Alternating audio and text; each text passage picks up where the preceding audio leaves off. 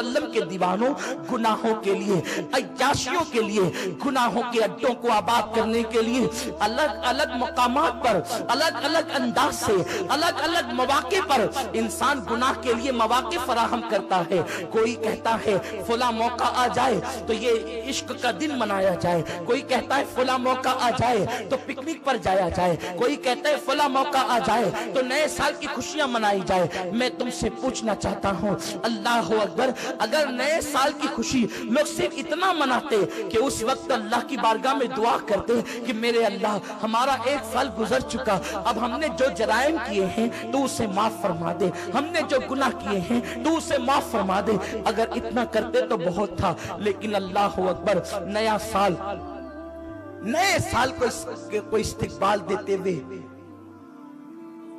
लोगों ने बाज़ाब्ता तौर पर गुनाहों के लिए मौके तलाश किए और बिलखुसूस गुनाह करने वाले कभी गोवा का रुख करते हैं, कभी बंबई का रुख करते हैं, कभी पिकनिक पॉइंट का रुख करते हैं, कभी बागों का, पार्कों का रुख करते हैं, कभी समंदर के किनारों का रुख करते हैं। और ये न्यू ईयर मनाना एक बहाना है, दरअसल वो गुनाह के लिए मौके तलाश करते हैं। और ये सारे काम वो लोग करते हैं जिसको अल्लाह ने खुशहाल किया। अक्सरियत, कुछ चर्बी चढ़े हुए गरीब भी हैं जिनके लिए बुजुर्गों ने कहा है कि गरीब के पेट में 4 पांव होते हैं। ऐसे लोग भी मालदारों की बराबरी के लिए गुनाहों के मौके तलाश करते हैं। मेरे प्यारे आका सल्लल्लाहु अलैहि वसल्लम के प्यारे दीवानों, न्यू ईयर के हवाले से 3 गुनाह खास तौर पर किए जाते हैं। एक तो शराब, एक तो ज़िना, अल्लाह अकबर, और एक तो जुल्म। मेरे प्यारे आका सल्लल्लाहु अलैहि वसल्लम के प्यारे दीवानों, लोगों ने अब ये अपने ऊपर लाजिम कर लिया है कि 31 दिसंबर को हमें वो नाइट मनानी ही होगी। और पूरी दुनिया के अंदर, बल्कि अल्लाह अकबर, दुबई जैसे शहरों को ऐसे सजाया जाता है जैसे दुल्हन।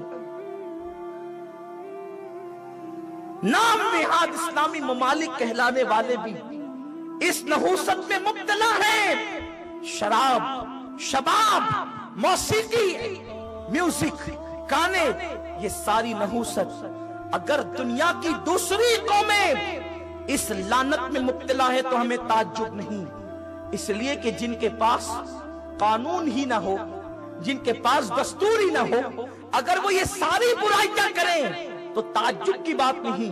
क्योंकि जिनके हाथ कटे हों, जिनकी आंखें अंधी हो, जिनके कान बहरे हो, अगर वो ये सारी लानतों में डूबे कोई ताज्जुब नहीं।